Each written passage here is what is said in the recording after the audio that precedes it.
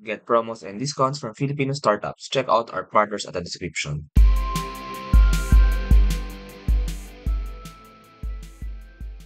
Welcome sa third ever in-person podcast ng Startup Podcast PH. Andito tayo ngayon sa office/coworking space ng Upscale Innovation Hub and interview natin ng startup sa kanilang latest cohort. So ang third na kasama natin is Nancy Care Services and we have its founder and CEO, Nicole Paterno. Hello, hello, hello. Kamusta? Hi, Johnny. Nice to finally, be part of your podcast. Yes. And I know, pinag-usapan natin to informally, diba?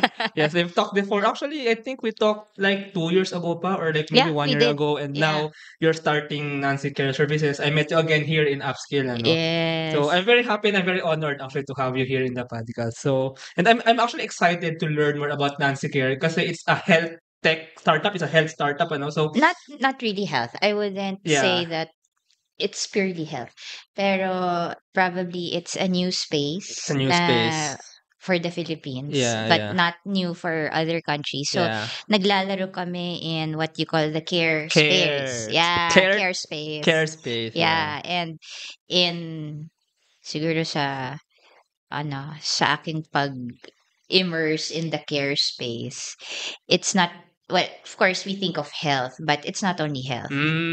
It Mm. also includes education, and we can talk about it later Oh. on. So health spans beyond, the care space spans beyond health. It also is Oh. about education din, of which Oh. I'll make you understand later Yeah, on. yeah, we can Yeah, talk yeah, more yeah. about it. Parang ano 'no, parang it's like the prevention part, the cure part. So parang medyo mas malaking space pa si care dito. There's like an intervention part. Intervention An part, yeah. intervention and development part. That's why we also put in education. Okay. We'll talk more Yeah, yeah, about it yeah. later. Okay, yeah, Yeah, okay, yeah, I'll yeah. have you do the Yeah, introduction, yeah, yeah. Nicole. So ano nga ba ang Nancy Care Services? So we're actually a booking service for care professionals, and it's set up as a marketplace wherein you browse through care professionals you'd want to book for your needs. So we cater to childcare up to elderly care and the ones in Oh. between. So when you say the ones in between, it's development care, which uh is like for my son who's diagnosed to be developmentally delayed. So you need people to help him with occupational skills, speech, and so on and so forth, other interventions.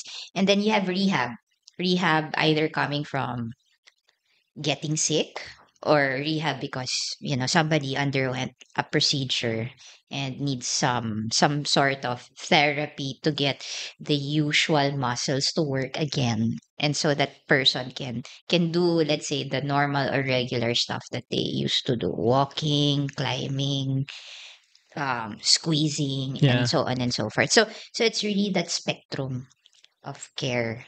Mm. Yun. Yeah, so it's a wide spectrum of care, ano. So, puntahan natin yung parang problem that you're really solving here. Kasi you said that you're a booking platform, ano. So I think it's like on the access part, on the Yeah. accessibility part of the people who need this care and those who can provide these care services. So, Yeah. what really is parang yung gap na sinasolve ni Nancy Care? What really is the problem that you're trying to solve here? Well, actually, it all started with my own personal pain point. Kasi parang for me, families have evolved. Okay, the nature of families have evolved, and so have the nature of our yayas and kasambahays. And that to me was frustrating when I became a parent. Mm. Kasi the care that I had received and experienced before was not unlike right now. Okay, so there are Mm. many things that contribute to it. Okay, economic, social, digital, that really changed the way how we actually expect care to be and how it should be delivered. Right. So I said probably maybe our society or our generation right now in the Philippines is ready to look into a different way of having to care for aged parents or even newborns and kids. And I think we deserve to have that high level of care. And, we're a factory of care workers. And the sad thing about it is parang we export. Yeah. And then it came to a point na parang I said, so ano yung natitira sa atin? Latak lang ba? I mean, sorry for the lack of a better term. Pero I said we also deserve, that care that we want, that care that we need. And I spoke to some of the caregivers, they were telling me if only there were opportunities for us here, and we wouldn't have to be so anxious about having to work overseas and maybe even leave our Mm. families, you know? And, this is like a pre-pandemic concept. It all started when people were asking me, oh, may kakilala ka bang katulong? Yaya, ganyan, ganyan, ganyan. And having to see some mothers give up their careers just because, you know, the kasambahay or the yaya just refused to like Mm. work anymore Mm. kasi para di na nila type. Di na Mm. nila type. I mean, I wouldn't generally we make a general sweep of yais and kasambahays, but everybody agrees it's not like the way before, Mm. diba? I think there's still decent ones, though, they're just a dime a dozen na lang.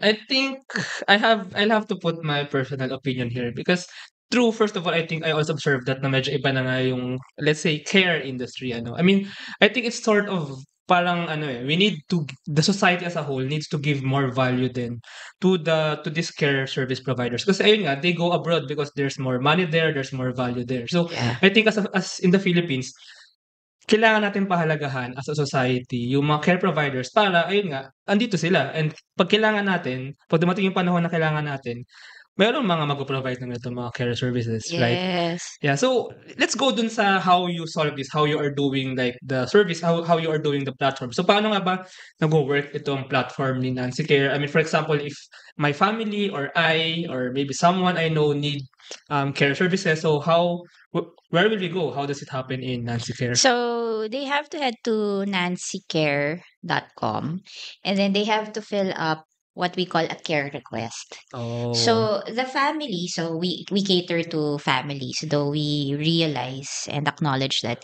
people who can afford skilled care professionals would be like the middle class, upper middle class, and onwards. So they have to detail like sino yung pasyente, bata ba 'to, matanda, or whoever. And then ano yung case nila? 'Cause Mm. we're basing it on the way how I manually did this with the caregiver. So Mm. so there was really a manual journey before we started automating things. And I saw that our care professionals would ask, lalaki po ba 'to, babae? Ano po Oh. yung kaso nila? May dementia po ba? Kailangan po ba nila Oh. may contraption po ba? Ganyan, and so on and so forth. Ayun. If it's a newborn, gaano po ka-newborn, ganyan, and then so on and so forth. And they have to disclose a lot of these details, especially kung matanda kasi may temperament ang matanda. So, kailangan i-match Mm. properly with the Yeah. right care Oh. professional na kaya i-manage yung temper, yung mga quirks ng matanda, and so on and so forth. So, we all need that disclosed. And then, we ask them, oh, what's your preferred schedule? They could say, we need somebody permanent. How permanent? 3 months, 6 months? Or we need somebody to relieve our current caregiver for the next schedules, ganyan. So, it could range from that type of parang demand or requirement. It could be something that's permanent to something that's just very temporary lang. And then they have to let us know like what's the preferred schedule, if they prefer a male or female Oh. care professional, do they want stay in, stay out, all those details they have to disclose. And if they can provide food, Oh. accommodations, or the care professional has to bring his or her own ganyan. And then Oh. we also make sure that there are other filters then, such as, okay, where are you based, para when they do the search, and we do the matching as well. We what's this? We already bring in the people who are like willing to service their area. Yeah, so si Nancy Care ay may matching part din ano, and Yeah, you have this parang pool of care professionals, right? So where yes. did these professionals come from? I mean, how did you get them? How did you form this pool na kumbaga that you match with those who need care services?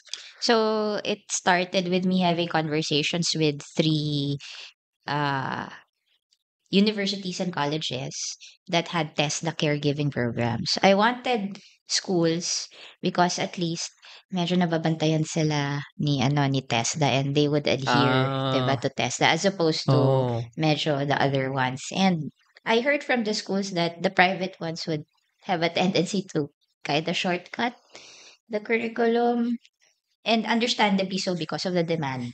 You Hmm, kind of need to ship people mm. kaagad, 'di ba?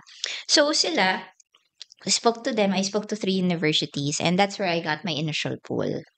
And then uh I got to know, so here they were like close to 10 caregivers. And Mm, then eventually I asked them, can you invite your friends, your contacts na hmm. who see the same vision as you and me. And I kind of empowered them Yeah. instead of me having to look for Mm, but that's that's the way how we did it. mm. And then lumaki na siya ng lumaki. Then eventually, um, I came across mga underboard nurses. Oh, oh. Ayun, as part of our pool. Yeah. So you're helping two way. I mean, you're helping first of all those who need care services easy to find to find care professionals easier Yes. and actually to match to those who they really Yes. need. And you're also providing like quote unquote marketing or parang you give access to the care professionals to where they can provide their services. And I Yes. think in that way, mas nabibigyan natin ng power nga, ng empowerment yung ganitong industriya. And sana in the future, Oo. mas madami nga yung magstay dito sa Philippines. But Yeah. wait, can we clarify lang yung care? So kanina yung pinag-usapan natin and meron kayo parang education part dito. Ano? So can you just clarify this whole care? So what really does care mean? I mean, ano ba itong term talaga ng care na ito? Okay. What is this whole For industry? me, care is just beyond health.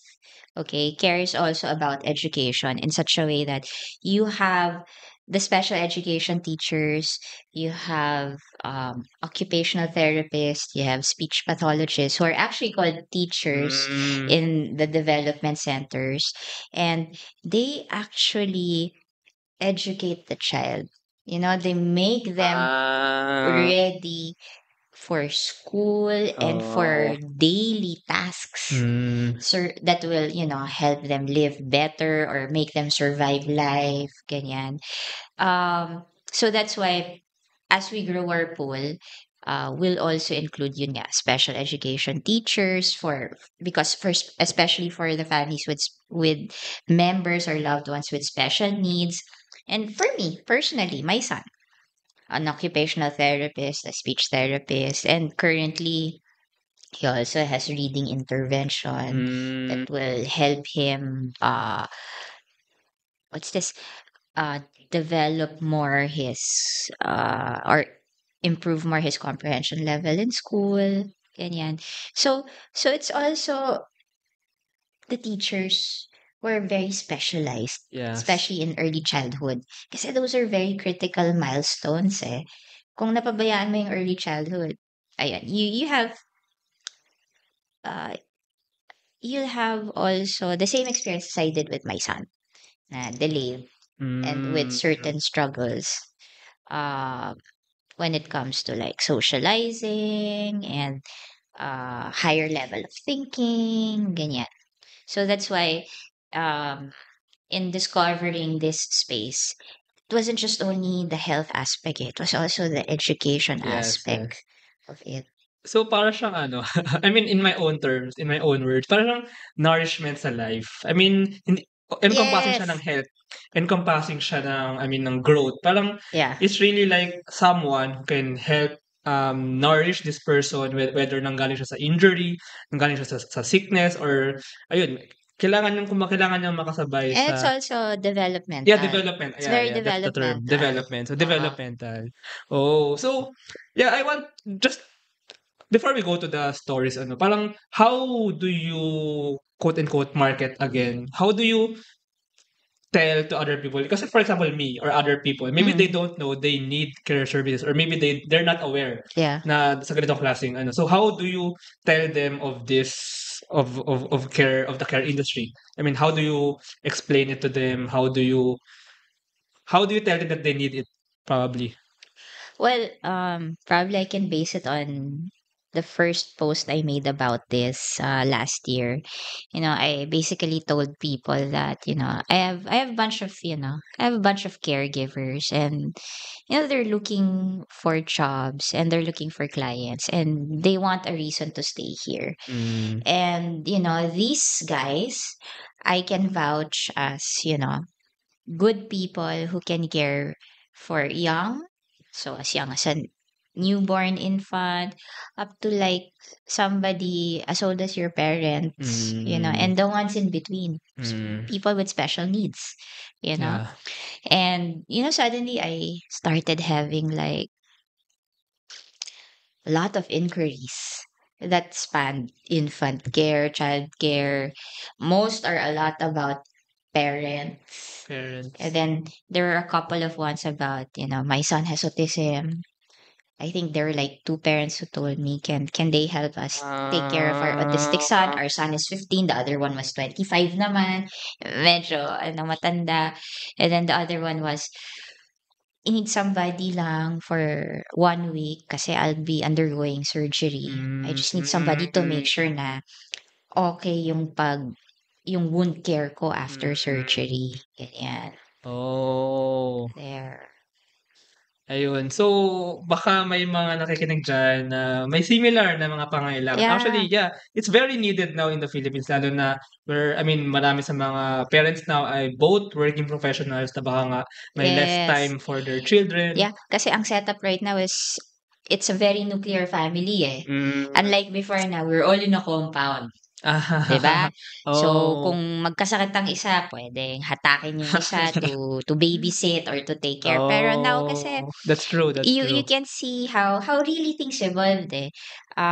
You can see that people are moving into Yes, condos, yes, 'di yes. ba? Or like, Mm, townhouses. And it's not we're saying that the family is breaking up. But that's the way how the lifestyle is now yes, eh. yes, yes. 'Di ba? So, swerte-swertehin na lang na you still have the family together. But then again, things are different Mm, now. And, we just want convenience. And that is what Nancy is providing. mm, We're not just only shortening the process of how you can get a care professional. Kasi some people, they have to really go through hoops. Like, I have to look for Facebook pages about yes, true. caregivers, or I Mm, have to go through manpower agencies, and yeah. then I have to do extra work pa of posting, ganyan. When in fact kami, we're willing to already gather all those Mm, details from you, and then take care of processing it, and fielding it out to mm. the care professionals. Oh, And then whoever matches your request, you just focus na lang on them and see parang who would be best fit, let's say, to mm, to be on duty for, let's say, a very temperamental father, 'di ba? Who doesn't want to be touched, 'di ba? Kasi 'di ba, parang of that age na. mm, But you just look at those candidates, and we also want to give them that extra service na when we already give you this list of candidates, we want you to get to know them. And mm, we want these candidates also to get to know you, mm, because they also, I guess maybe for me, the reason why I do that is I want the families to also know that we do have a quality pool, that they know what to ask you, you know. so that they understand how they could better take care of that person. So so we facilitate that, 'di ba? 'Cause tao 'to, eh. You need peace of mind na yung taong mag-aalaga sa mahal mo sa buhay, Yes. mapagkakatiwalaan Mm, mo mm. and you are confident na kahit wala ka diyan, marunong 'yan. Alam niya kung Mm. anong gagawin kay mommy, kay daddy, kay baby, or whoever. Hmm. Yeah. Yeah, so I think two important things ang dinadala ni Nancy Care into the table. First, yung convenience of finding these care professionals. And second, Yes. yung guarantee or ensurement ng quality na if this is what I need, ito yung mabibigay sa akin. Kasi ito yung Yes. kailangan ko, ito yung care professional na probably best to give the specific need that I want. Yeah. Yes. So, yeah, ang ganda rin ng ating usapan tungkol sa evolution ng lifestyle, no? That's why maybe mas nangangailangan yung mga tao ng ganitong services. Napuntahan naman natin yung some stories behind starting Nancy Care. So, you have had a long journey also in the startup world in this industry. So, why did you start Nancy Care Services? Kasi may ambition ako, eh. Parang nakita ko na, every regional counterparts natin, they've recognized care. Oh. Here, parang I'm not sure if I'm describing it properly, but sometimes we take care for granted and then we leave care Mm. unstructured. Parang Yeah, unstructured. That's the right term. Very unstructured. unstructured. Tapos ganito pa, we have so many high demands for care, but we're only willing to pay a pittance for Yes, care. yes. Oh. That's something that I'm still wrapping my head around with. Parang we demand this care, pero ang kuripot naman natin to pay for care. Sabi ko, it's gonna be a paradigm shift. It's that, and I think that's gonna be my journey. It's really going to be a shift of paradigms. Yes, Kasi yes. parang, I've encountered families na, oh, we need a caregiver or a care professional, pero we're only willing to pay this. And I'm like, but the care Yes. professional is not a yaya or a Yeah, kasambahay. yeah, yeah. Nag-aral po sila, nag-train po sila, may license Professional, yeah, sila with license. from TESDA. Mm. So, ito lang budget namin eh. And I'm like, okay, I guess I just have to let you go, and I have to just, and that's what I promised the pool, Oh. that I will not undervalue them. Yes. I think now yun yung parang bigger problem na tinatakil ni Nancy Care. Of course, you're tackling like the accessibility part, pero yung bigger Yeah. nga nito, yung paradigm shift nga of how Filipinos, of how we as a society value or like see care professionals. Yeah. But I'm thinking lang maybe I'll share another opinion kasi like in other countries medyo lower yung supply ng mga care providers. Walang willing magbigay ng care sa kanila eh. That's why medyo mataas yung value nila for them. But in the Philippines, I mean baka ngayon medyo mas may supply tayo. I mean correct me if I'm wrong. What do you think of this? Parang that's why ganun din yung kumbaga ganun yung outlook natin sa value of this industry because of the supply and demand. What do you think about this? Like for example, if you go to other countries mas mas very industrial. So Mm-mm. less talaga yung mga nasa ganitong Yeah. services. Yeah. What do you think about that? Actually, hindi siya nagkakalayo sa Mm. mapping ng, I think, was that ILO or United Nations? Pero they were able to map out and they used different color indexes na long and short of it, the more highly industrialized the country, yun nga, parang the care professionals there are less. So that's why they have Oh. to parang import Yes, yes, from yes. countries like, Oh, let's interesting. say, the Philippines, Yeah. na who have like a lot of training centers, Mm. for such jobs, Mm. you know. And for me, I mean, that's an opportunity, diba? Yeah, yes. But then again, down the line, what's gonna be the impact then on the Philippines? Kasi, Yeah. sa totoo lang, Johnny, we're already starting to age as a population eh. Medyo. Nag-breach na tayo eh. Kasi ang sabi nila, dapat 10% of your total population should be aged. So that's for each country. Pero we're like beyond na eh. We're like 13. Oh. So 13% of our total population are old. So we're aging Mm. and we'll need people to take care of, Mm. the elderly or the Mhm. aged, and that's already happening in the East or in Asian countries we're in. Or sa atin kasi di tayo naniniwala na we have to ship them to a retirement home or Actually, or, yes. or certain facilities. Pero nandiyan na eh. Mm. Dumadating na siya eh. In fact, there are some facilities na nga existing eh. Yeah. Na, because as what you mentioned earlier, a lot of the families have are dual income households. So the woman is also pursuing her career while at the same time balancing her inherent role as a primary caregiver. And I'm not using this term in a degrading way, but we're also doing domestic work. Mm. We're doing the domestic work. So it there's a need, Mm. diba? So and yung story ko is very personal kasi nung naka-encounter ako ng care professional na sobrang swak sa gusto ko, sabi ko, paano ko siya isi-scale? So, dun rin nagsimula si Nancy. Paano ko isi-scale tong taong Yes. to? May ganito bang tao? So, si Lisa. So, Lisa is actually a secretary of Mio's pediatrician. And tamang-tama, around the time na I got so fed up with yayas and naghahanap ako ng ibang solusyon, she was there. Narinig ko siya, naghahanap po ako ng sideline. Sabi ko, gusto mo? Alagaan mo si Mio. So, she has known Mio since he was a baby. Mm. And she knows the type of discipline yung kailangan ni Mio. And the times na hindi ko masamahan si Mio sa occupational therapy niya, sa speech therapy niya, nandun din siya. And then by the time she would bring home Mio from the center, sabi niya, Ma'am Nicole, ito pa yung sinabi ng mga therapist sa akin. Ito pa yung ginawa niya. And she was like, explain, explain, explain.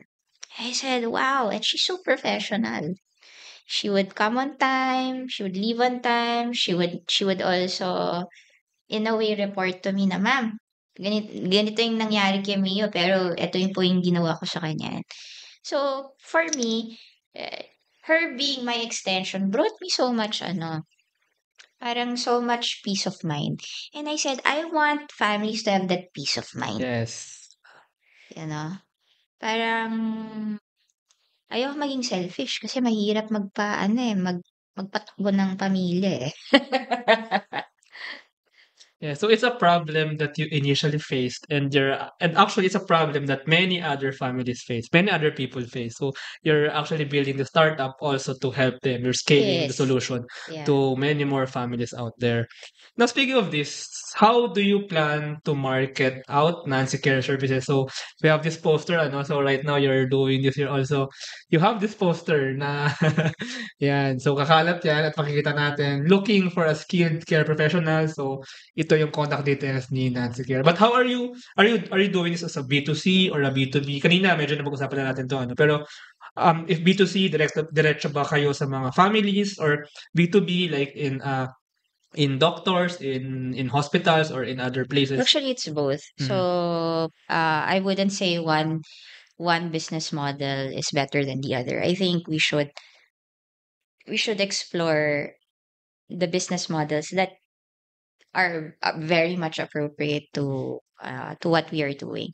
So B2C will always be there, because people will also approach me on a very personal level. And I began this through my own contacts. And then, nanganak lang siya eh. The Mm. friend of a friend of a friend passed on my number or passed on Nancy to them. They got in touch with me. And then I began processing their requests and all that.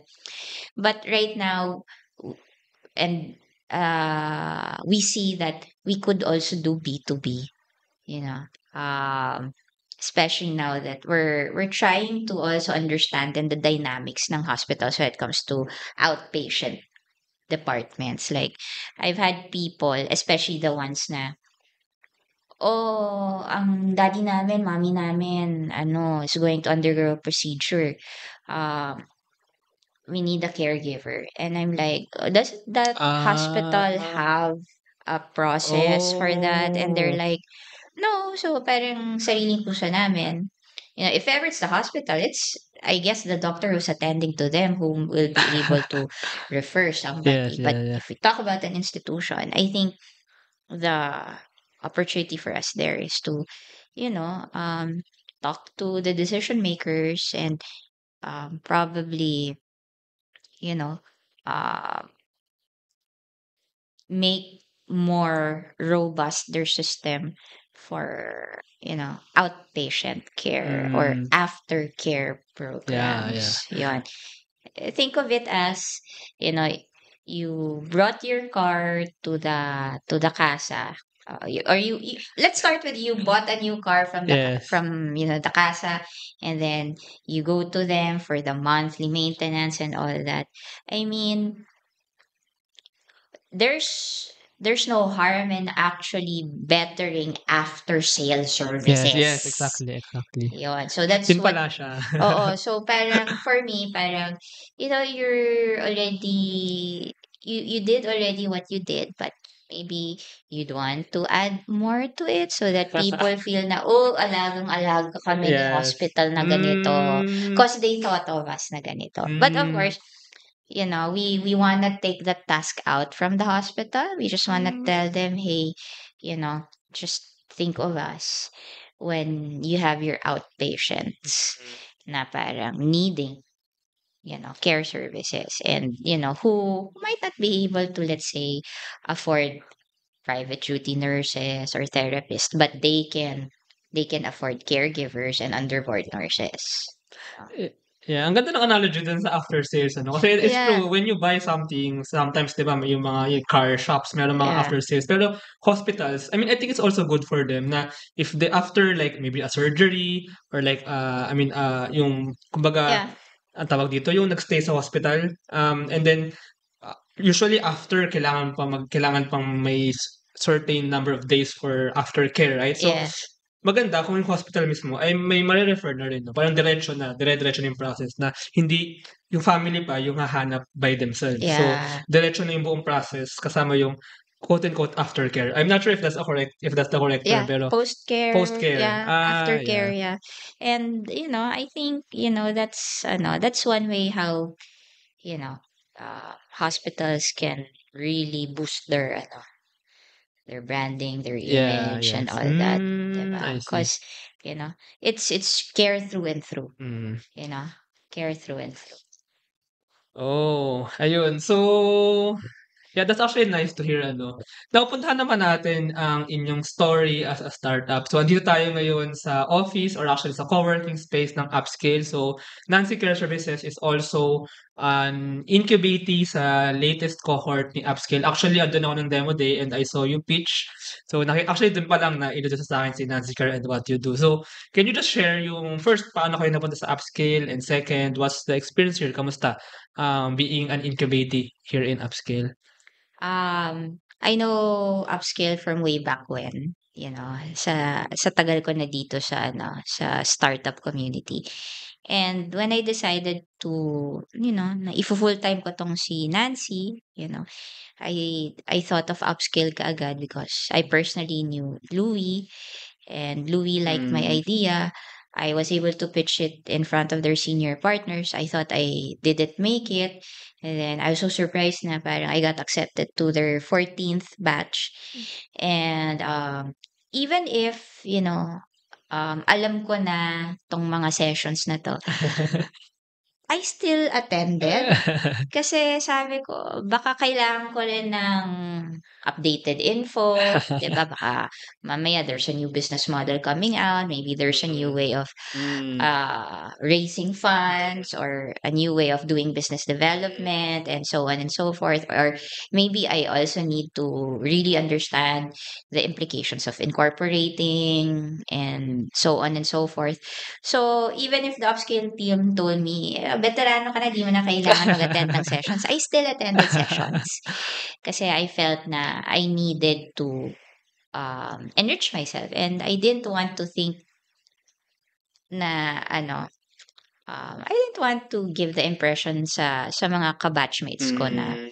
hindi ko na kailangan 'to. I Mm. mean, I signed up for upscale. Part of their services is this, a 6-month, you know, parang program full of sessions. I have to make use of it. Mm. And if I were not able to attend the sessions, I would have found also my product guy or my tech guy. Hmm. Yeah. Yeah, speaking about that pala, so kamusta na ang team behind Nancy Care? So are you growing the team? Are you looking for Yeah. another co-founder maybe? So Actually, the team is a bit solid na. oh, okay. Kasi at least I found somebody to do the operations kasi I was Oh, doing operations. Hindi ko magawa-gawa yung biz dev. oh. Now that I'm able to delegate na operations to him, medyo gumaan na ako. Though, Mm. syempre, I'm saddled also with my own health issues. So, but together with my COO, si Angelo, and nice thing about Angelo is he's a doctor, he has contacts sa Oh, hospitals and all. oh. Will be able to bring Nancy to the institutions we're targeting there. I have a good finance guy. I also have a good product tech guy. So the bare minimum has been parang achieved. Ayun. Mm. And then we're really maximizing on the interns.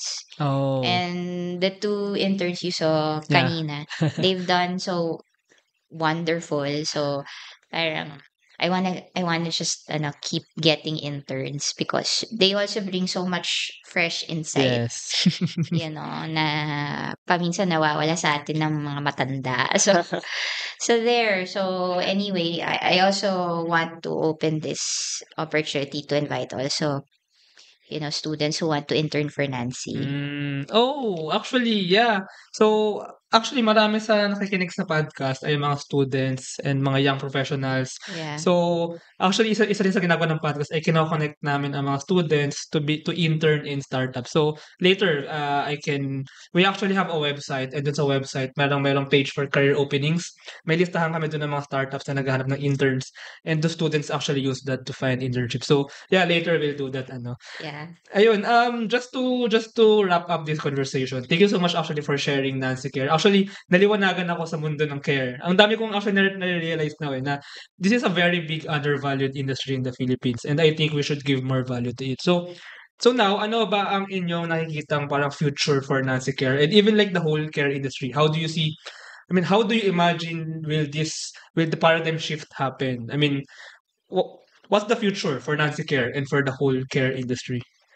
Wow, that's a big question. Parang, well, for me, I just hope one of the things na I told myself is, um, maybe one of the things I want to change is that caregiving is not just for the elderly, but caregiving can Okay. also be for childcare and the ones in between, as I mentioned earlier, developmental care, rehab care. When you talk about developmental care, so you think about people within the spectrum, people with certain development conditions and challenges and learning disabilities to rehabilitative na kasi nagkasakit, na aksidente, na injure, or they just came from like this, wow, this extensive procedure, 'di ba? And hindi siya makaka-bounce back in a day or two. Kailangan medyo matagalan yung pagpahinga niya, 'di ba?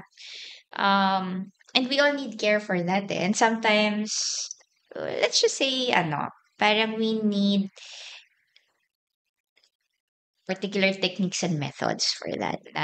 Maybe the yayas and the kasambahays don't have an idea how to go about it, 'di ba? I need somebody to make sure that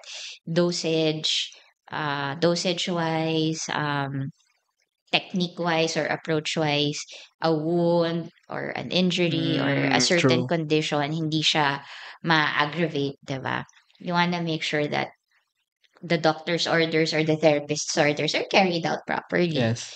Oh. Um, so parang for me, and also childcare, infant care, especially for new moms, 'di ba? Medyo naging open ngayon ng mundo na new moms are actually sharing about their struggles. Not that being a mom is not so all roses and whatever. Na may hirap din.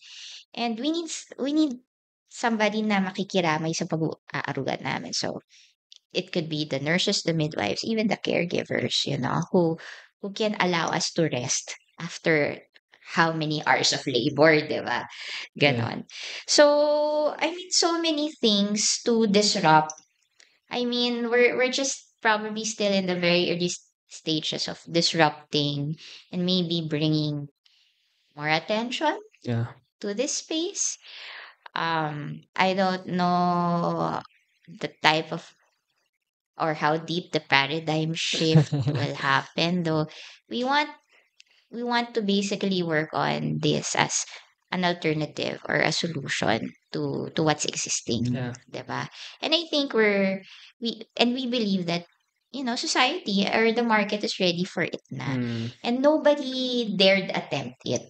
Actually. Nobody dared to think about it that way because parang hindi siya kasi I'm not sure kung sexy eh. I'm not sure kasi Medyo. kung sexy ang care eh, 'di ba? I think not. Parang gano'n din. Maybe not as sexy as fintech, not as sexy as e-commerce, 'di ba? Kasi you're dealing with people. Mm. And when you deal with people, it's an HR work, it's headache, 'di ba? You know? So, and sometimes wala eh. We just don't have that tiyaga or patience, 'di ba, for that. So, the future for Nancy right now, I think we're barely scratching pa the surface. We hope to dig in deeper. We hope to fix care in the Philippines, and hopefully find more allies with us here, Mm. in really uh, giving better care because we all deserve care naman eh. Mm. Nobody wants half-hearted care. Mm. When we say care, it's really care. Mm.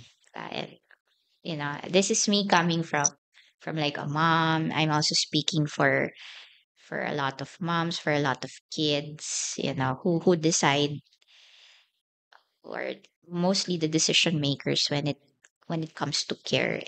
Mm. Yeah, it may not be that sexy, si care industry, pero I think it has a big potential to be a larger, more valuable industry in the Philippines. And I think we can end the conversation with that. So maraming salamat, Nicole. By the way, if listeners want to know more about Nancy Care, maybe they want care services, they want to find care professionals. So where do they go? Maybe you can lead them to the website Okay. or to So we the do have a Facebook page. So here. actually, we're the way how we're marketing Nancy's, we're doing both online and offline. Oh, So offline. so anyway, we're putting up posters in certain retailers such as like coffee shops like Starbucks because they have community boards. We're Mm. also targeting mga parishes. We're Oh. anywhere where a lot of families congregate and there's like a lot of foot traffic. But anyway, I hope this is visible. So we do have our Facebook page. We also do have mobile numbers because we feel na,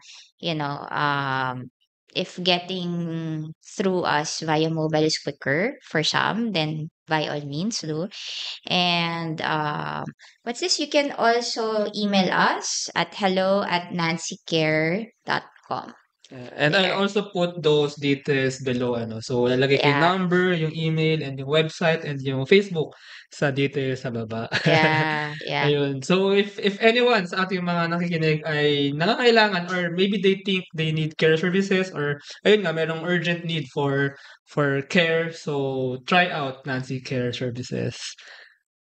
Ayun. So, salamat Nicole for this conversation. And thank you so much for sharing about Nancy Care and for sharing actually yung larger picture nitong care industry, itong care na to sa buong Pilipinas. So, thank you so much, Nicole. Thank you. Thank you so much for having me. Thank you very much to our 42 patrons. This episode is super powered by AskLex PH Academy, our official e-learning partner. Get certifications on Lean Six Sigma, project management, data science, and many more. 1 CFO, CFO services, bookkeeping and tax, and payroll processing for startups and small businesses. Tuala, the next evolution of digital trust, privacy-focused digital experience for sharing identity information across Web 2 and Web 3 ecosystems. And Space PH, global co-working space, private office, and meeting rooms for startups, digital nomads, and freelancers. UBI Philippines, advocating universal basic income for Filipinos. Ignite Careers, career matching platform for Filipino talents and hiring companies in the outsourcing industry. Mamiki Super Pet App, the Philippines' first ever one-stop mobile app for pet products and services. Divico Technologies, IT solutions specializing in software development, blockchain smart contracts, digital wallets, and cybersecurity. DBuzz, Web3 microblogging app promoting freedom of speech and content ownership. Benjoy's Food Products, the home of premium bacon ends, tapa, and tocino. Looking for buy and sell online with Sigurado sellers. NutriCoach, the all-in-one productivity tool for dietitians and nutritionists. Spotify Team, podcast launch, production, editing, and management company helping increase podcasters' efficiency. Smile, consent-driven digital employment verification service to make smarter decisions faster. Mata Technologies, Philippines' premier provider of virtual tours and virtual maps for LGU's real estate, tourism, and private businesses. ROC.ph, our creative marketing partner. Get unlimited digital marketing services monthly. This episode is powered by Contact RFID Business Cards, Sirius MD, Pocketworks, Founders Launchpad, Uplift Code Camp, Agile Data Solutions, Hustle PH, Board Prep, Zales, and Pareto Consulting. Please support the podcast through the links in the description.